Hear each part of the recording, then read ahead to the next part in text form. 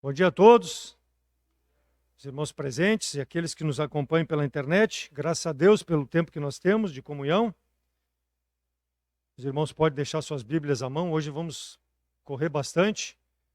Não vou dar muito tempo para os irmãos procurar, para a mensagem ser dinâmica, mas os irmãos podem, à medida que eu for falando dos versículos, acompanhar dentro daquilo que seja necessário. Não temos projeção, mas usaremos bastante hoje os versículos para dar sustentação nesse assunto. Mas antes disso, vamos a Deus uma palavra de oração. Nosso texto está em Efésios 5, Efésios capítulo 5, de 15 a 18. Efésios 5, de 15 a 18. Vamos orar.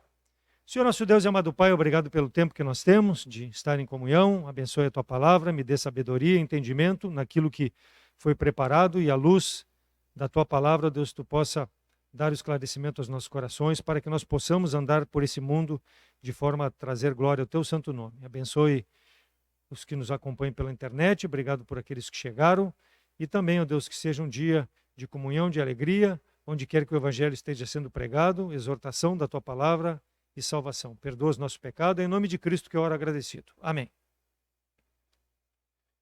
Efésios, então, 5, de 15 a 18. Efésios 5, de 15 a 18.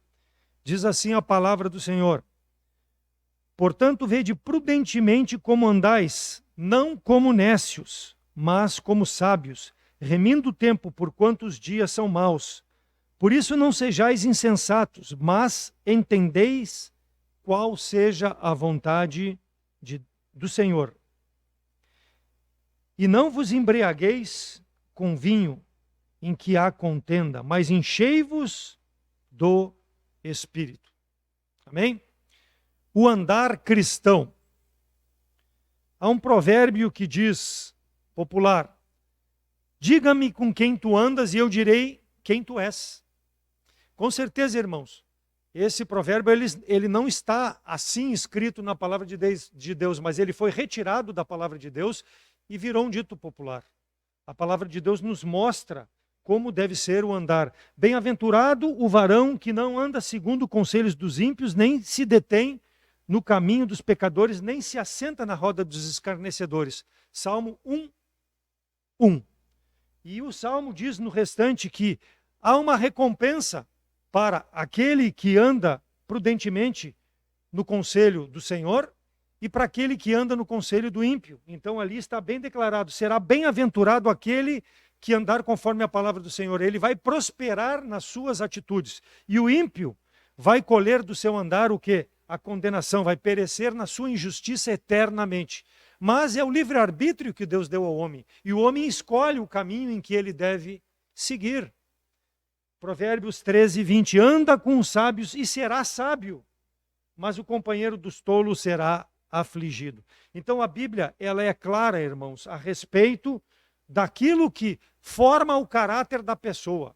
E se nós queremos ter um caráter que as pessoas olhem para as nossas vidas e possam ver Jesus Cristo refletido, nós precisamos utilizar a palavra de Deus como a forma na qual nós caminhamos nesse mundo.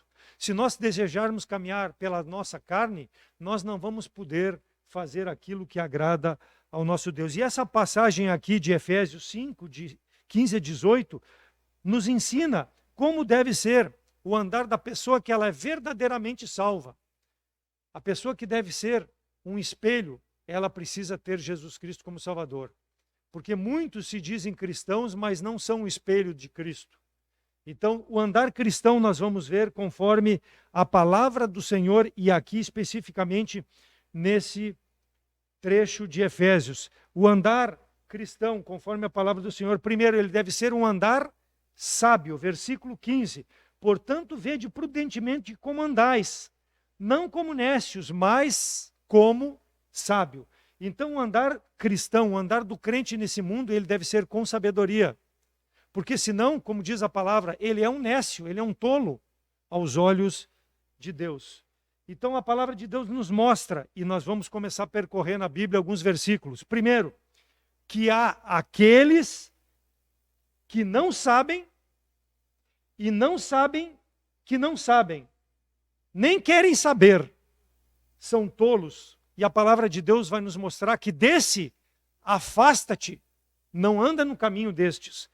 Lá diz em Provérbios 17:16, de que serviria o preço na mão do tolo para comprar a sabedoria, visto que não tem entendimento? Afasta-te desse tolo, porque ele não tem entendimento, ele não vai acrescentar nada na tua vida. Afasta-te dele, se tu quer ter um andar como sábio. 2 Timóteo 3,5, tendo aparência de piedade, mas negando a eficácia dela.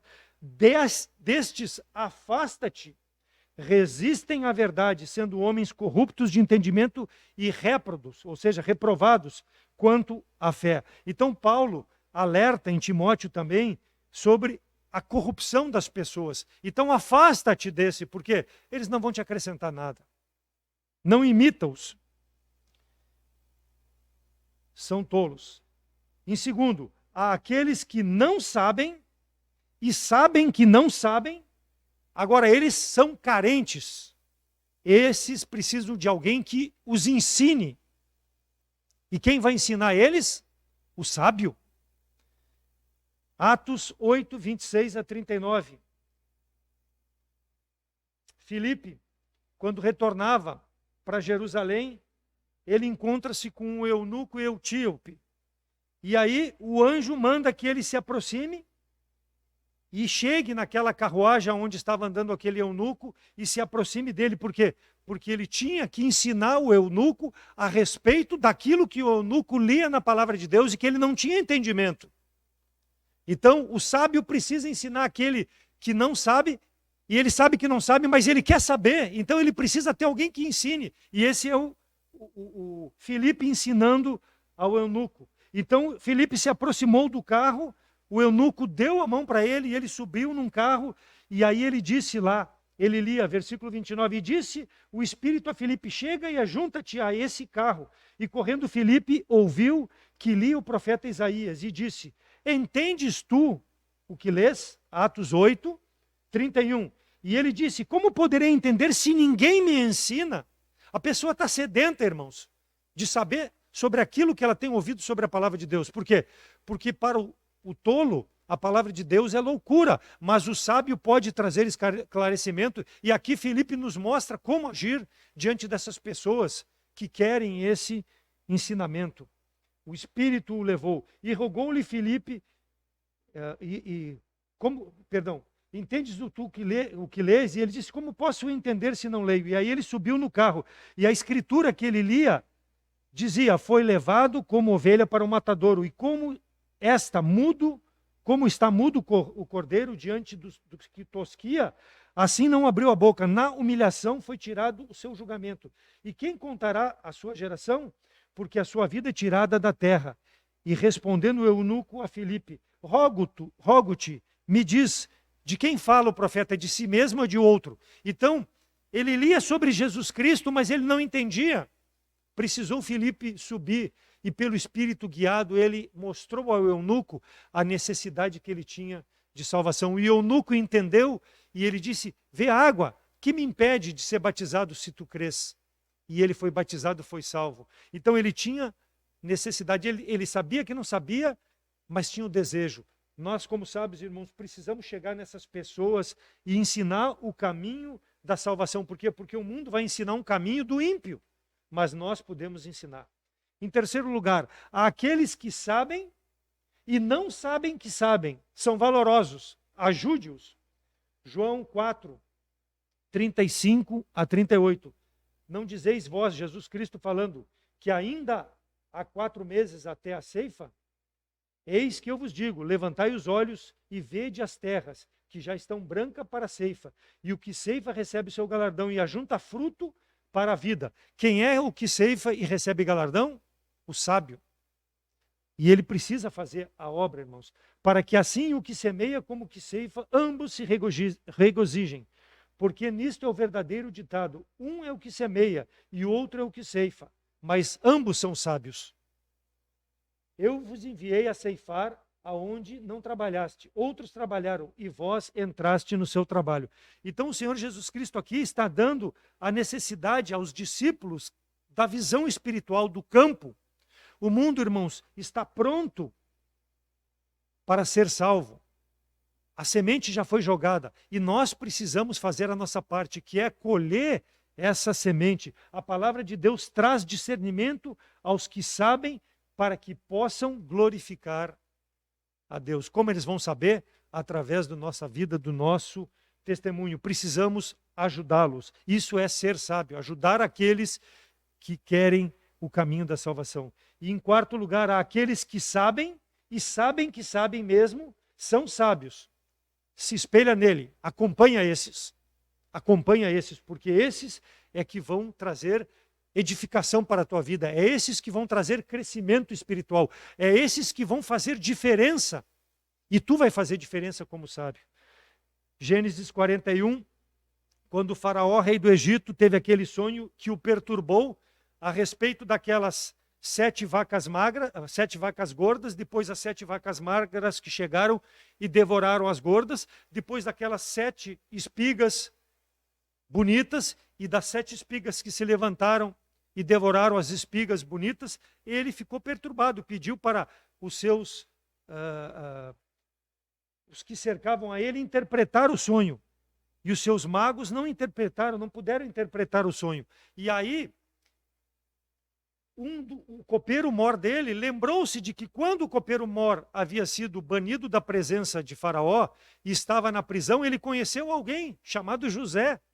E esse tal de José interpretou um sonho que ele tivera e um sonho do padeiro, tanto o copeiro como o padeiro. E a interpretação foi de que o copeiro seria restituído ao seu cargo e o padeiro seria pendurado no madeiro. E isso aconteceu, só que esse homem esqueceu-se de José, mas para o tempo oportuno ele lembra de José. Então ele diz, há um hebreu que estava lá comigo na prisão e interpretou meu sonho, esse aí, ó rei, esse aí pode interpretar o teu sonho. Então o rei mandou chamar a José, e ele diz no versículo 15 do capítulo 41, tive um sonho e ninguém há que me interprete. Mas de ti ouvi dizer, quando tu ouves um sonho, tu dás a interpretação. Olha só, irmãos, acompanha uma pessoa essa, porque essa pessoa tem sabedoria. Então o faraó mandou chamar um homem que ia trazer algo de importante para aquela nação do Egito e para a nação de Israel. Acompanha uma pessoa dessa, essa pessoa é valorosa, essa pessoa precisa ter crédito. E foi dado crédito a José. E José, irmãos, versículo 16, isso é ser sábio. Ele diz, respondeu José, isto não vem de mim, ó faraó, Deus dará resposta, porque isso vem de Deus. Isso é sabedoria, irmãos. Quando nós agimos assim, nós vamos ajudar as pessoas, nós vamos edificar as pessoas. Nós sabemos que sabemos, mas nós não somos orgulhosos, não somos arrogantes, nós nos colocamos à disposição das pessoas. Porque isso é um andar sábio nesse mundo. Que o ímpio não pode ter essa sabedoria. Por quê? Porque o ímpio só quer as coisas para ele. Ele não quer dividir. E ele não quer dar glória a Deus. Deus vai saber, faraó, tu entender esse sonho maravilhoso. Então, ele deu a interpretação do sonho, que haveria aqueles tempos de fartura e depois de fome. E olha só o que diz José, no versículo 32, o sonho foi duplicado, por quê? Porque isso está determinado por Deus, diz ele, e Deus se apressa a fazê-lo. E olha só, irmãos, a sabedoria. Bota eu?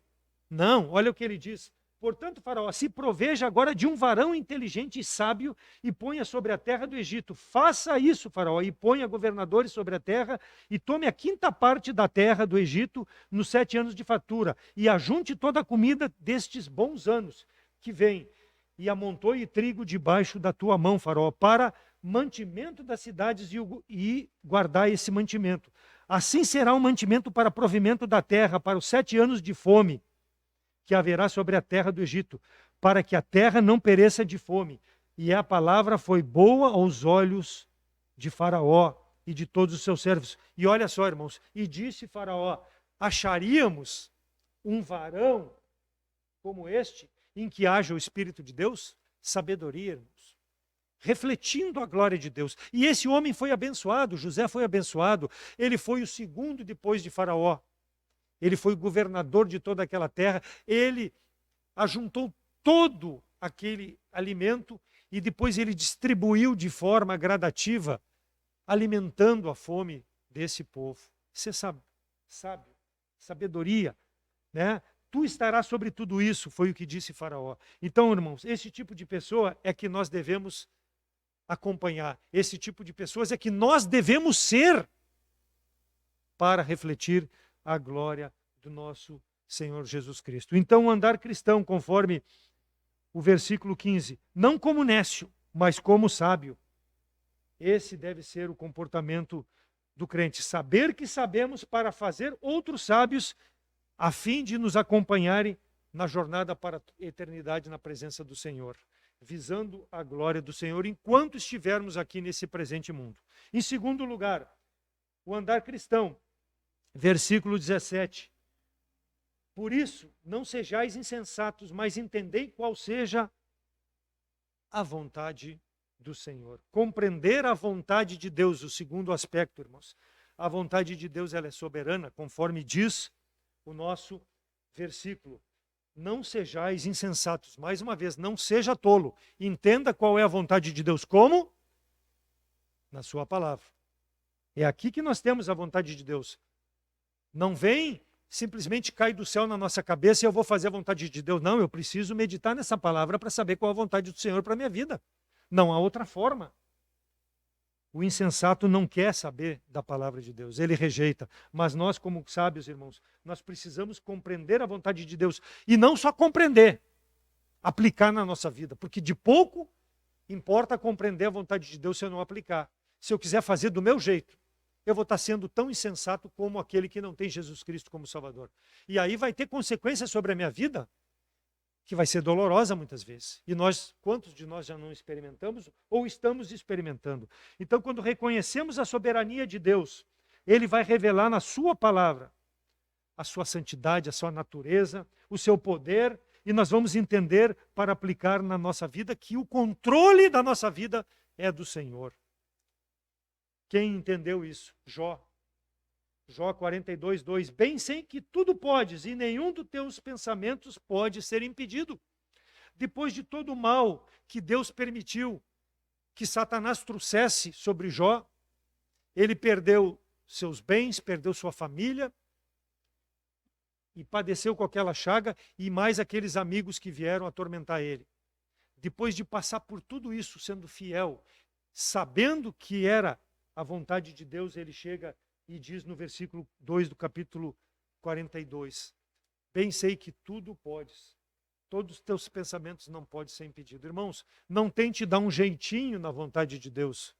Ande no caminho do Senhor. Não é se acomodar, mas ande fazendo a vontade de Deus, que no tempo oportuno, Deus vai fazer com poder. Hoje eu fazia a leitura de manhã, segundo Reis, quando o rei Ezequias recebeu por parte de Senaqueribe, isso eu gostei, o Paulo, falei já para o Paulo Carvalho várias vezes sobre isso, o rei ficou tão apavorado que ele trouxe a carta de ofensa de Senaqueribe e pôs no templo diante do Senhor, não precisava pôr, mas ele pôr diante do Senhor, mas ele pôs para mostrar a sua dependência do Senhor, da vontade de Deus.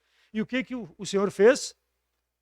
Depois que ele pôs aquela carta, naquela mesma noite o anjo do Senhor exterminou com 185 mil homens, sem levantar uma arma.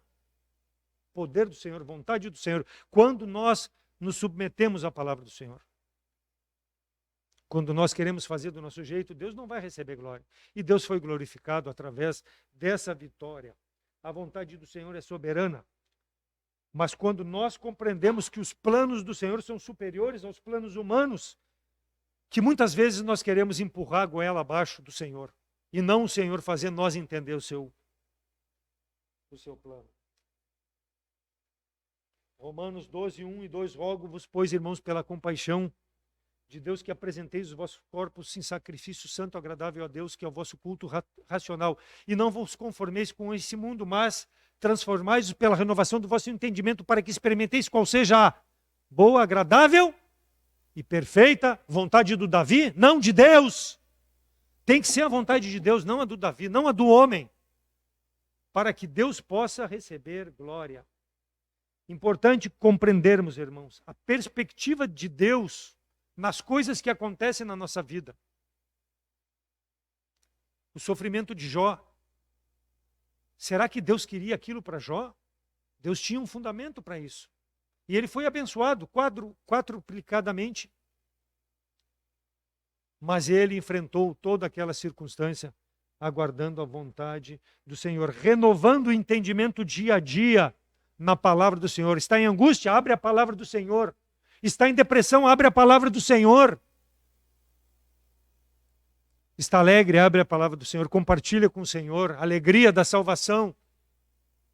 Seja a vontade do Senhor em todos os aspectos. Não podemos ficar reclamantes, irmãos. Crente reclamando, se queixando. Ao invés de incentivar o outro, irmão em Cristo, acaba abatendo o outro que quer fazer a vontade de Deus. Por quê? Porque eu estou me frustrando, tentando fazer a minha vontade e não permitir que o Senhor faça a sua vontade. O salvo, guiado pelo Espírito, vai conduzir a justiça de Deus, se conformando à imagem de Jesus Cristo, e vai fazer a vontade de Deus, porque Cristo veio a esse mundo não para fazer a sua vontade, mas a vontade do Pai. Pai, se possível, passa de mim esse cálice, mas não faça a minha vontade, mas a tua. Se queixe para Deus, não para o homem, porque é Deus que pode ouvir a tua queixa, a minha queixa, se compadecer e mudar a circunstância. Ou nos dá a graça necessária para continuarmos servindo ao Senhor. Deus deseja, irmãos, que nós vivamos de conformidade, não com os problemas, mas com a palavra do Senhor. Se conforme a palavra do Senhor. Deuteronômio 8:3, para te dar a entender que o homem não viverá só de pão, mas de tudo o que sai da boca do Senhor viverá o homem. Às vezes eu digo para minha esposa, e ela diz para mim, mas está tão difícil. Eu digo, temos o que comer, o que beber, vamos viver assim. Não temos luxo, graças a Deus que não tem, porque talvez se Deus não desse muito luxo, nós nos afastaríamos do Senhor. Vamos fazer a vontade de Deus, em momento oportuno, se Deus se agradar em nos abençoar, Ele vai nos abençoar. Mas vamos fazer a vontade de Deus. É um andar cristão, remindo o tempo. Viver de acordo com a vontade de Deus revelada na sua palavra, irmão e irmã. Deve ser o objetivo da vida do salvo. Só meditando dia e dia. Dia e noite, dia e noite, dia e noite. Perdeu o sono de noite, abre a palavra do Senhor, vai ler. Medita, vai se fortalecer. Por quê? Porque através da oração, da meditação da palavra de Deus, nós vamos transformar o nosso entendimento e entender conforme Deus quer que nós entendamos. Tirar o que é carnal, a velha natureza, e colocar o que é espiritual, a nova criatura, que vem de Deus, vem de cima. Essa sabedoria que nós temos que ter para poder viver no presente tempo. A vontade de Deus visa a nossa santificação, a conformidade com o Salvador. E aí, muitas vezes, passa como passou Jó, precisa sofrer. Não que Deus se agrade, mas faz parte da santificação. Porque se for tudo, o barco no oceano, com a vela colocada a favor do vento, tudo para frente, aonde é que vai ter a santificação? Eu não preciso de Deus. Então, muitas vezes, irmãos, o confronto, a dificuldade é para sermos esse homem, mulher santificado, transformando o nosso entendimento, renovando, mudando o que não precisa manter na nossa vida, tirando e trocando pelo que é espiritual. Que nós possamos desejar escolher a vontade de Deus como parte de um coração que depende da orientação de Deus, submete à orientação de Deus. Uma vez eu disse para o meu irmão, Deus não permitiu que acontecesse isso. Ah, mas Deus não se mete nisso. Se mete sim, na minha vida Ele se mete. Porque se não for assim, eu não vou servir esse Deus. Por quê? Porque Ele estava olhando para a minha vida e vendo só problema. Mas Ele tem que ver a glória de Deus, não ver o meu problema. É o que eu disse para ele, tu tem que ver a glória de Deus, não o meu problema. O crente precisa mostrar a vontade de Deus. Pastor Gerson Rocha disse, Deus não pode estar em nossos planos se nós não estamos nos planos de Deus. Como é que é o plano de Deus? Jeremias 29:11. Porque eu sei bem os pensamentos que tenho a teu respeito, Davi, a teu respeito, Jason. Eu sei os pensamentos que eu tenho a teu respeito, diz o Senhor. Pensamentos de paz e não pensamento de mal. Então o Senhor nunca vai, sobre a prova querer o nosso mal, irmãos, quando nós entendemos que é a vontade de Deus e não nos acomodamos e vamos para frente, vamos olhando para a eternidade. É assim que nós devemos andar. Por quê? Porque senão eu vou ser o maior miserável fora da vontade de Deus, sofrendo consequências por escolhas insensatas, de um tolo, andando conforme o curso do mundo. Cristo ofereceu um sacrifício agradável em nosso lugar, abolindo todas as práticas sacrificiais que a lei impunha. Para nós, então, que estamos em Cristo, vivamos pela graça dele, porque ele nos deixou a sua graça. Ele nos deixou o seu Espírito, através dessa salvação que ele nos deu. Ele não nos deixou órfãos. Ofereçamos ao Senhor, sem reservas, o melhor de nós. Culto racional significa adoração com a razão, com consciência, mesmo padecendo as dificuldades. Eu estou adorando porque eu sei que o Senhor quer o melhor para a minha vida. Adore em sinceridade de coração e entendimento esse culto racional, de forma a compreender a vontade de Deus, porque Deus quer tirar o mundo da nossa vida. Ele quer tirar aquilo que não agrada a Ele. Por quê? Porque nós, irmãos, não viveremos eternamente nesse mundo, viveremos na presença do Senhor. Então, quanto antes nós vivermos o céu aqui nesse mundo, mais nós vamos agradar o Senhor. Estamos prontos, porque é o sangue de Cristo que nos preparou para estar na presença de Deus. Mas estaremos muito mais prontos a não nos envergonhar quando chegarmos na presença de Deus pela forma como nós estamos vivendo nesse mundo, conforme a vontade do Senhor.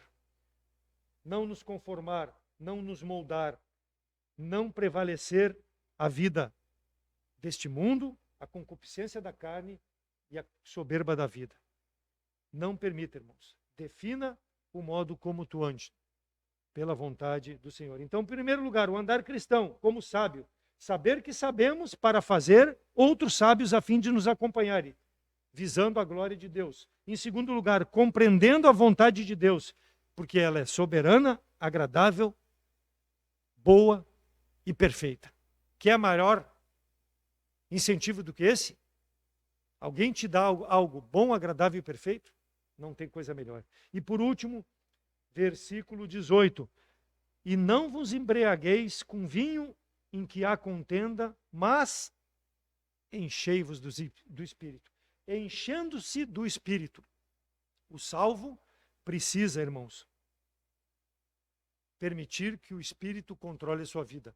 Ele não só recebeu o Espírito por causa da salvação, ele recebeu o Espírito como penhor da salvação, mas como guia para esse mundo, para que nós possamos viver uma vida cheia do Espírito Santo de Deus. É o poder de Deus, a terceira pessoa da triunidade vivendo em nós, irmãos. Deus vivendo em nós. O Espírito Santo é o próprio Deus dentro de nós.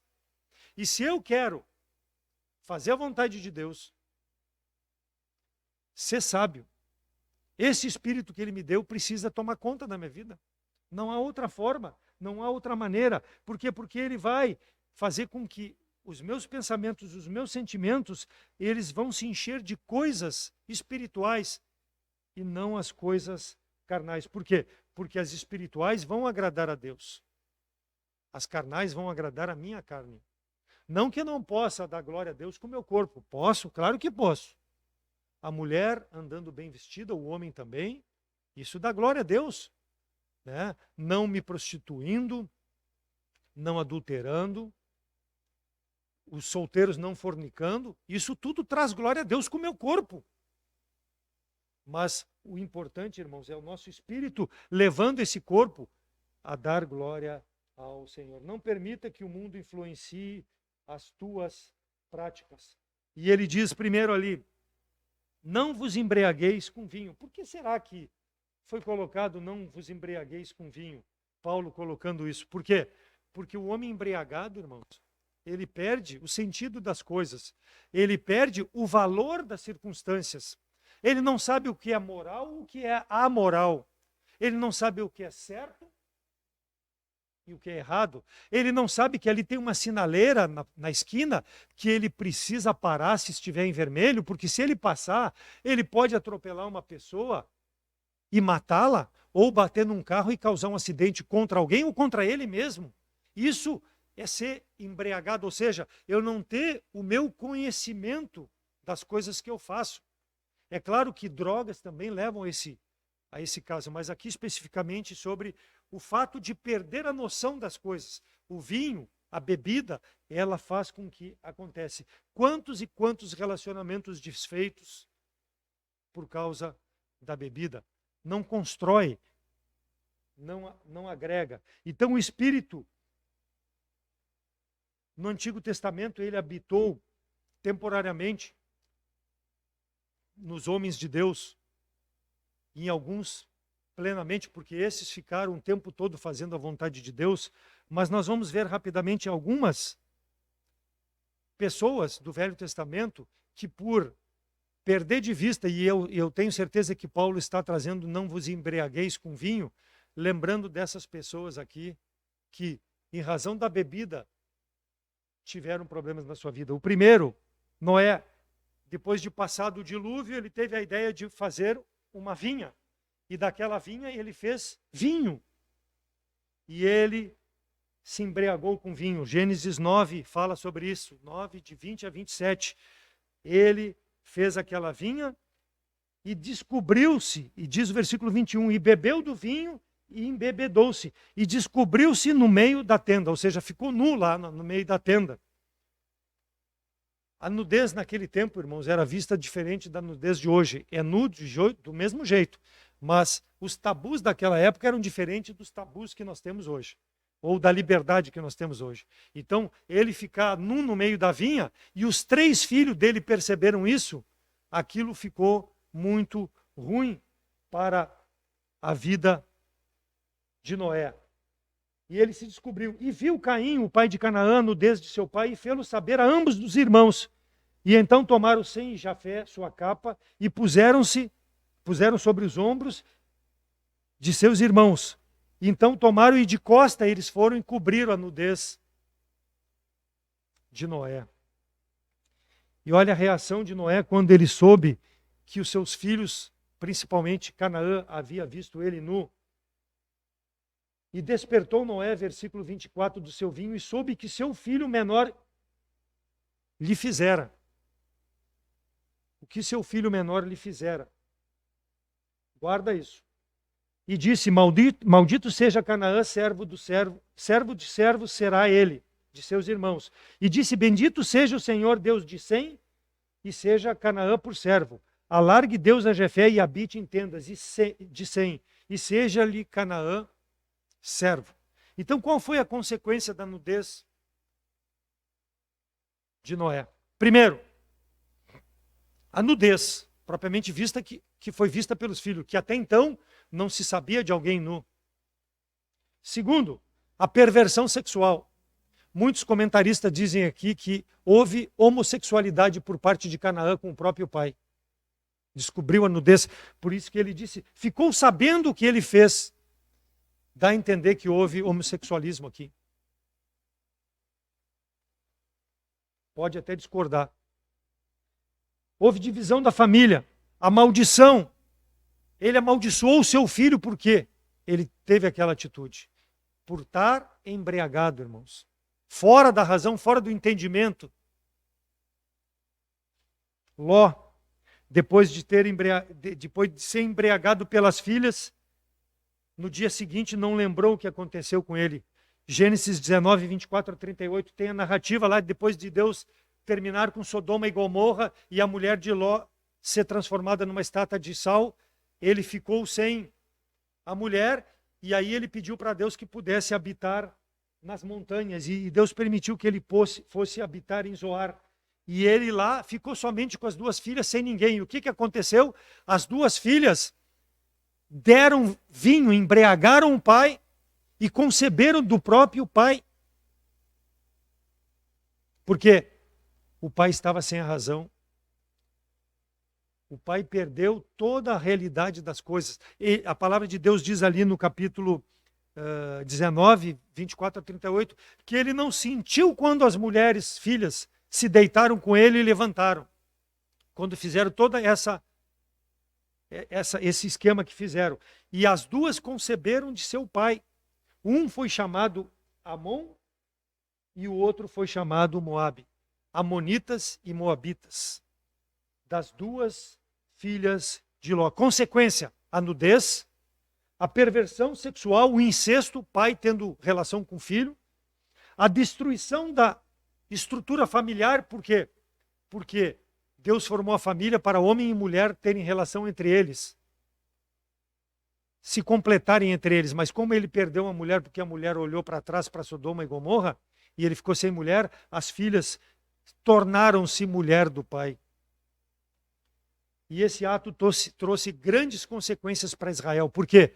Porque os moabitas e amonitas foram uma pedra, um tropeço para Israel em toda a sua existência.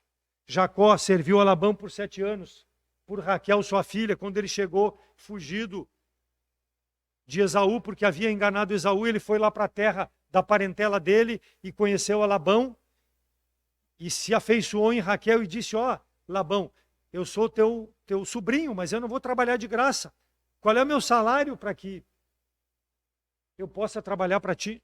O que tu vai me pagar? Labão perguntou para Jacó. E Jacó disse: olha, eu vou te servir 7 anos pela tua filha Raquel, porque eu amo ela, eu gostei dela, eu quero que ela seja minha mulher.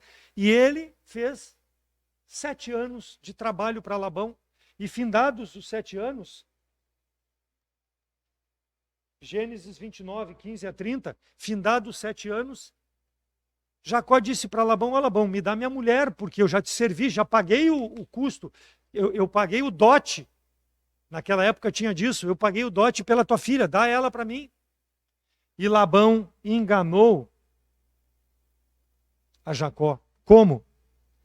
Versículo 22 do capítulo 29 de Gênesis. Então ajuntou Labão todos os varões daquele lugar e fez um banquete. O que tem no banquete? Bebida, à vontade. Bebida à vontade. E aconteceu à tarde que tomou Leia, sua filha, Labão, né? E trouxe e deu para Jacó. Ao invés de dar Raquel, ele deu Leia.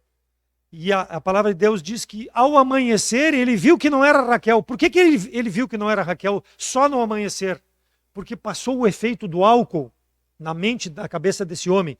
E ele possuiu uma mulher que não era aquele acordo que ele tinha feito com Labão. E ele foi e reclamou para Labão. E Labão disse o quê?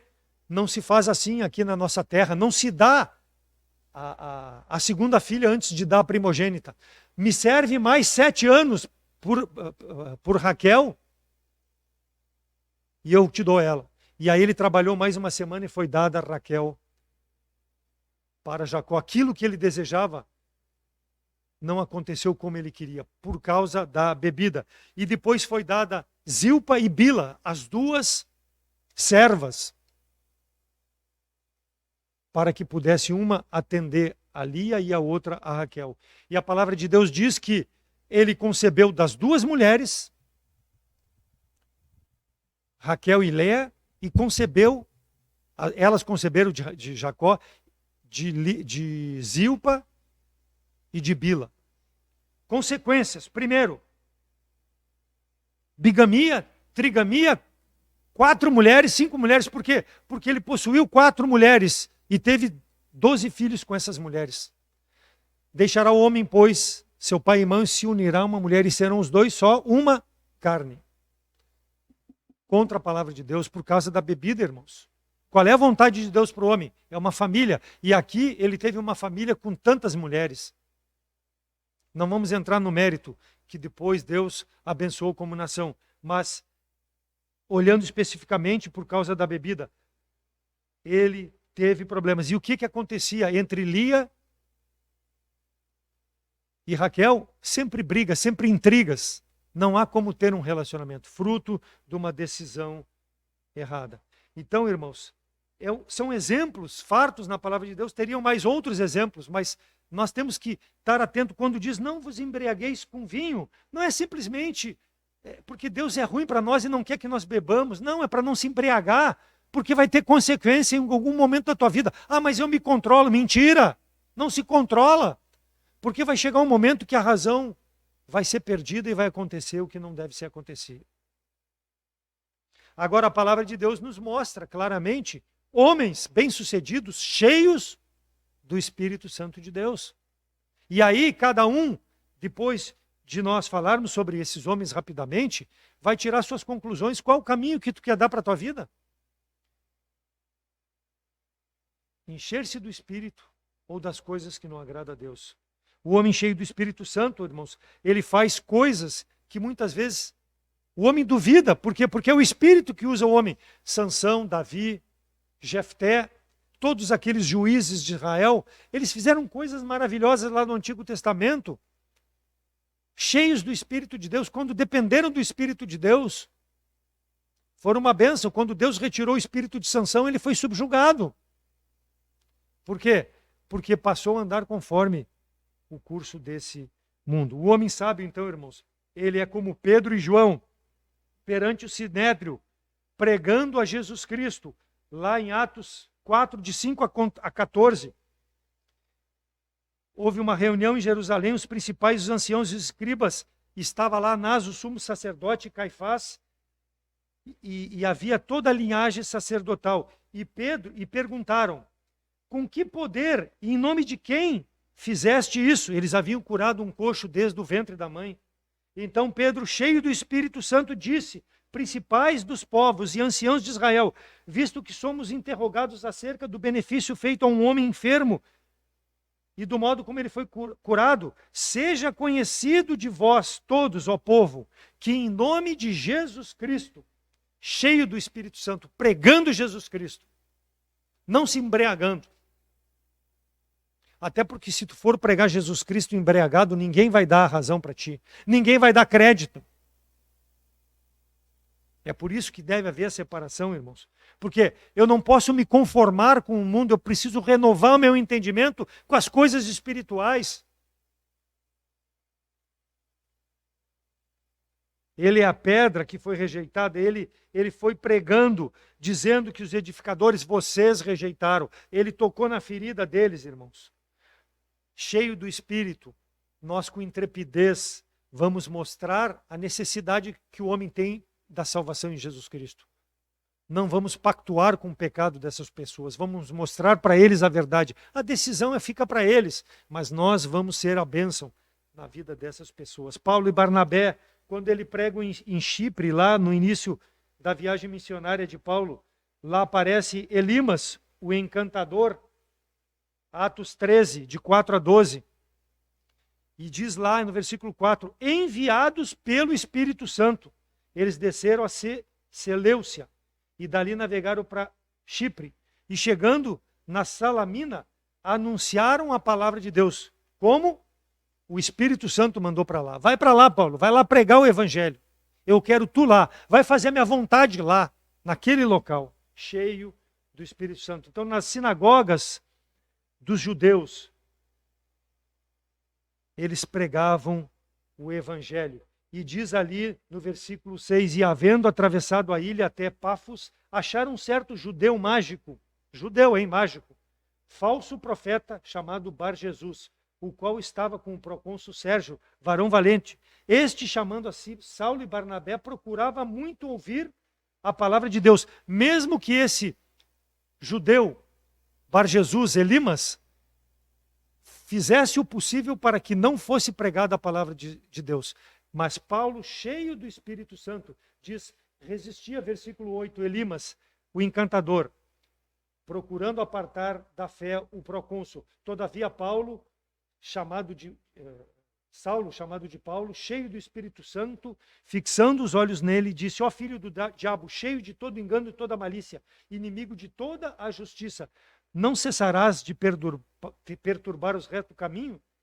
Eis, pois, agora, contra ti a mão do Senhor, ficará cego, sem ver o sol por algum tempo. No mesmo instante, aquele homem ficou cego. E aí procurava, tateando o caminho, e não achava. Porque Deus usou Paulo, cheio do poder do Espírito. E diz que o procônsul, vendo aquilo, maravilhou-se da doutrina que Paulo pregava, que era a salvação em Jesus Cristo. a salvação anunciada, irmãos. O mal não vai resistir, como não resistiu esse Bar Jesus, esse Elimas. Por quê? Porque Deus tem mais poder. Quando nós estamos no Espírito de Deus, o mal não vai impedir que a pessoa ouça a palavra do Senhor, por mais que tente impedir. Por isso que essas igrejas pentecostais aí que vêm com essa atitude de exorcizar, querer expulsar o demônio, isso é do demônio, não vem de Deus. Porque nós não devemos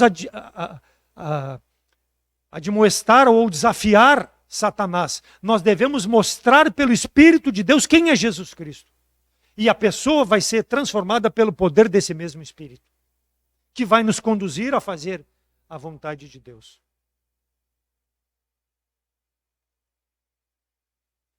Estevão, capítulo 7 de Atos, de 1 a 60, foi martirizado pelo Evangelho. Um homem que sofreu, mas não negou a sua fé. Foi martirizado pelos seus próprios irmãos judeus. Mas ele pregou a palavra de Deus. Versículo 51 do capítulo 7 de Atos. Homens de dura cerviz e incircuncisos de coração. Pecadores, como eu sou, mas vocês são pecadores porque não querem aceitar a salvação. Vós sempre resistiu ao Espírito Santo, assim como vossos pais. Geração em geração, um coração endurecido.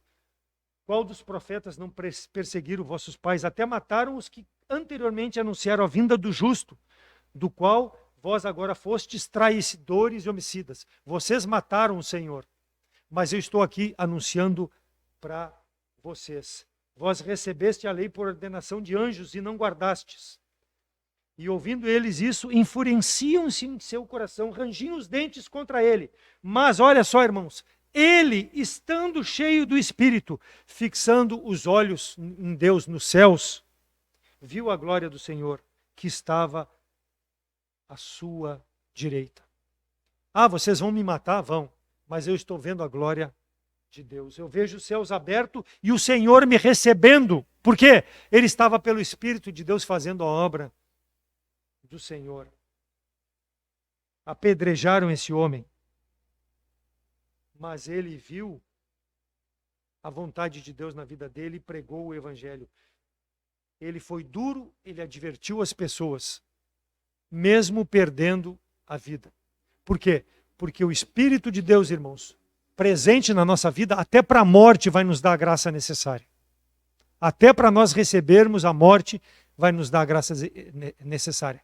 Aqui fala que ele entregou a sua vida nas mãos do Senhor. Ele não reagiu, ele não ofendeu, ele não tentou sair dessa circunstância, porque ele estava ali pelo Espírito, na plena vontade de Deus. Recebeu a graça necessária. E o Senhor Jesus Cristo, por último, na tentação, lá em Lucas 4:13, quando, passados 40 dias e 40 noites, o diabo veio tentar o Senhor não havia comido nada, e o diabo começa a fazer aquelas propostas indecentes para o Senhor.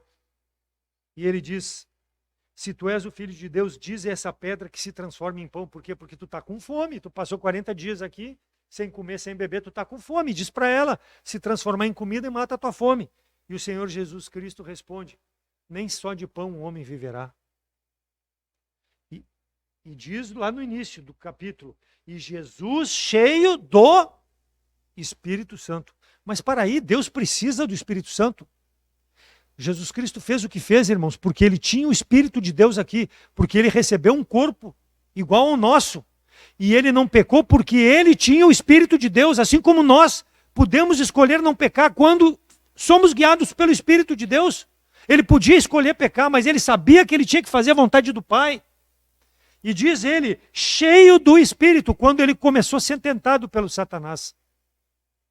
Nem só de pão viverá o homem, mas da palavra de Deus.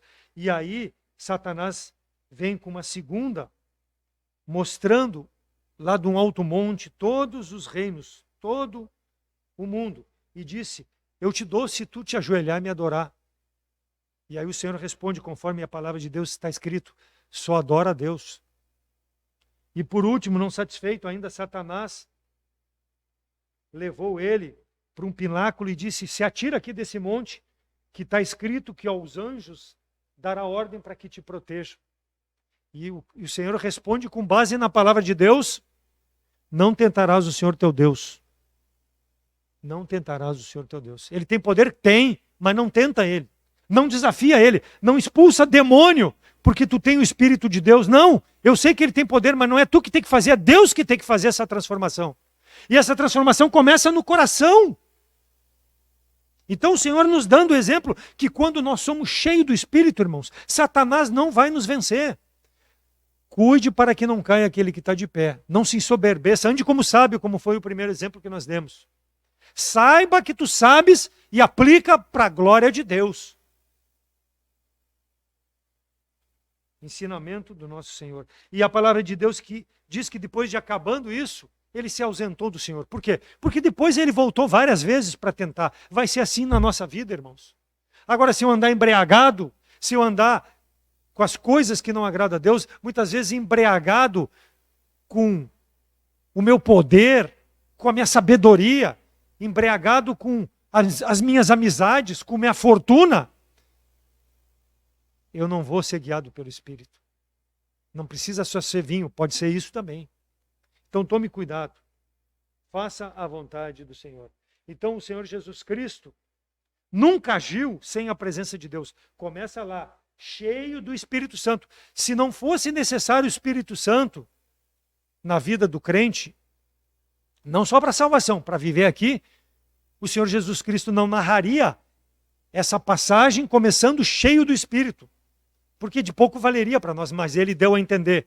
Vive. Eu estava aqui, era homem na carne, sendo Deus. Eu precisei da terceira pessoa da triunidade para viver aqui nesse mundo de forma agradável, meu Pai. Faça a tua vontade, não a minha. Nosso corpo, então, irmãos, conspira contra esse Espírito maravilhoso que habita em nós. Como crentes, deixe que o Espírito controle a tua e a minha vida.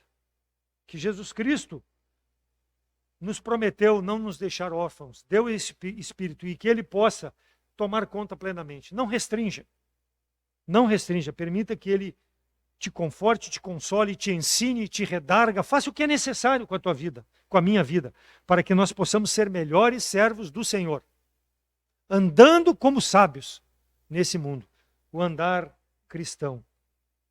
E o Espírito é que vai convencer o mundo do pecado, do juízo e da justiça. João 16, de 8 a 12.